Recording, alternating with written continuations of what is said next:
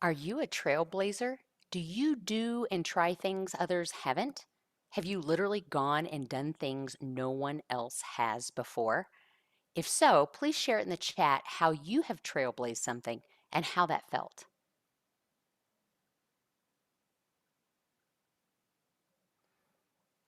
So, if you are a trailblazer, how do you know when you're doing things right and when you're doing things wrong? All my life, I have been doing things and trying things that I have not yet seen in the world because I wanted to put my energy into unique and new ideas. Hi, my name is Heather Levitt Martinez. I'm the director at Tech Host Academy, and I help professionals make online sessions more engaging, efficient, and equitable. Please take a moment to like, follow, or subscribe to this page so we can continue the conversation about how together we can create online environments we can all thrive in. So, what's my street cred? Having just graduated college with a degree in studio art, I was making alternative process photographic prints. The internet hadn't developed enough yet, okay, I'm dating myself, to search for the information that I needed. Imagine that. If I wanted to learn something, I had to learn from a book or get lucky enough to run across someone with the answers. Impossible because it was called alternative and it was small and niche, and there were few people who knew the processes that I wanted to learn. Now, nearly everyone knows what a sun print is, even if they don't know the chemistry behind the formal name cyanotype. And while most don't know that there are still artists out there making modern day wet plate collodion prints like this one, a lot of people have run across tintypes in their grandparents' basement, in an antique store, or at a flea market. But can you look at one and know if it's good or not? Those people that were making those back in the 1800s, they were trailblazers in photography. So then in 2004, I started an arts magazine where there wasn't one. And after I sold it, and when other magazines were folding, it left a big enough void when this magazine folded for the local newspaper to start their own. Creating something that doesn't exist already before it takes up a new space and like literal mass. And when that goes away, the void that it creates shows its value and the need for it even more.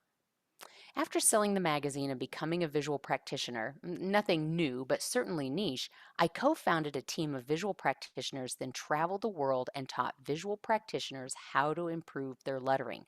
There were a few great lettering artists in my field, but no one really teaching, nor had anyone written a book on the subject specifically for visual practitioners. Yes, I had many wonderful teachers who supported me, master calligraphers, sign painters, and graffiti artists, but it was me who built that bridge. Now, when visual practitioners pick up a marker, they don't have to rely on their handwriting to do their work. I offer dozens of ways to add lettering to their toolkit that adds value to their work.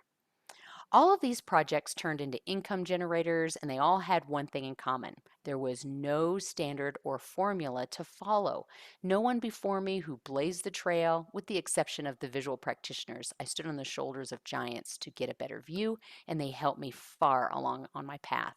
But other than that, my photography, my magazine, my lettering journey, no one was there to teach me exactly what I needed or tell me if I was doing it right or wrong.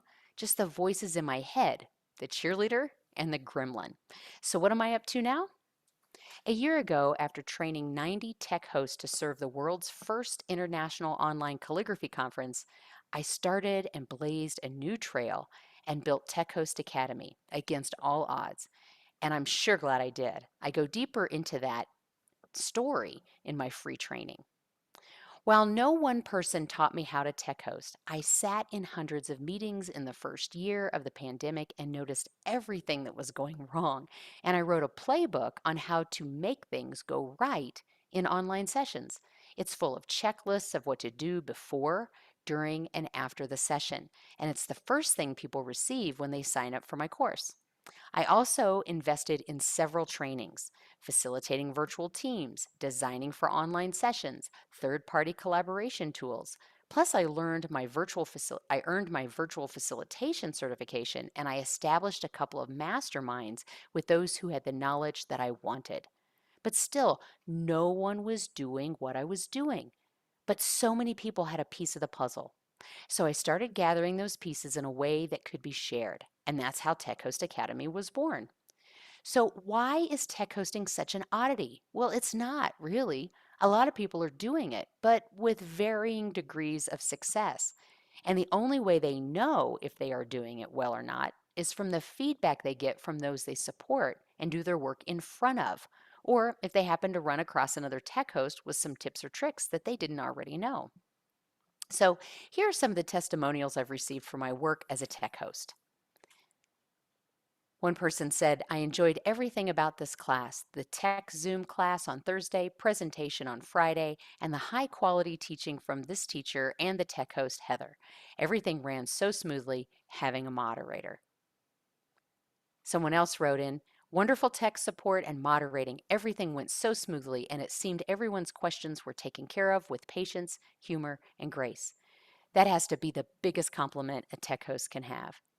In general, people are kind. They aren't going to say things like, well, I didn't feel engaged in that meeting and it was the tech host's fault. No. Or the meeting wasn't productive. I wish the tech host had done a better job of helping us with third party collaboration tools. No one thinks of that. And or people don't say things like, I didn't feel like I belonged or that there was equity among the participants. If only a tech host had been there to ensure all of this. When we're not in the room, they don't realize it until we're in the room. No one says any of those things. So, as a tech host, how do you know? What do you need to know in order to be a successful tech host? And what measures that success? At Tech Host Academy, we teach three pillars of tech hosting: approach design, presence, and tech mastery. And we have ways to measure them so that you may identify areas of improvement and growth for yourself. We help you so you can be a trailblazer with ease. And yes, tech hosting is trailblazing. I can say that with confidence because I still attend meetings where there aren't dedicated tech hosts. So there's quite a bit of uncharted territory still out there. If you are or want to become a tech host, how do you know what you don't know? And how would you know if you're doing these things right or wrong? Well, at Tech Host Academy, you will learn these three pillars of tech hosting, all in service of making meetings more engaging, efficient, and equitable, which are all measurable. So that's how we know. And you will know when you increase your competencies in these three areas because you will have grown your skill set to include the offering as a tech host. Get more clients based on your range of skill sets or solely based on how you made them feel. Because tech hosting can be both a productivity booster and a feel good generator. And you can confidently know how and when to seek out opportunities with your ideal client or step up to take the role as a tech host because I teach you how to do that at the Academy. So, how long would it take for you to get good at it? Well, that's up to you. Tech Host Academy is a 6 month program, but I've had many participants complete the self guided lessons in just a few weeks, and that gives them plenty of foundation for being a successful tech host. Then there are monthly live Q&A sessions, and this is where participants get to sandbox technology, dive deeper into the practice, and ask questions from their experience in the field. And in the quest sessions, participants have access to experts in the field who show how they have blazed a portion of the trail. That way, we learn and know what we are doing right and fix the wrongs we might be facing. So, in each live session, I have participants join in not to learn all the technology they can, but how to use tech in relevant ways that serves the purpose of a tech host to make online sessions more engaging, efficient, and equitable. Just this month, we used third-party collaboration tools to harvest the experience and knowledge in the room from those in the field doing the work. We identified what we were doing right and what we could be doing better to become better tech hosts. So, what's the gauge? Again, if we don't know what we don't know, then there's no gauge because we come together and share experiences from the field. We are further along the learning path, and participants are in the learning cycle. Let me show you. So, where are you when it comes to tech hosting?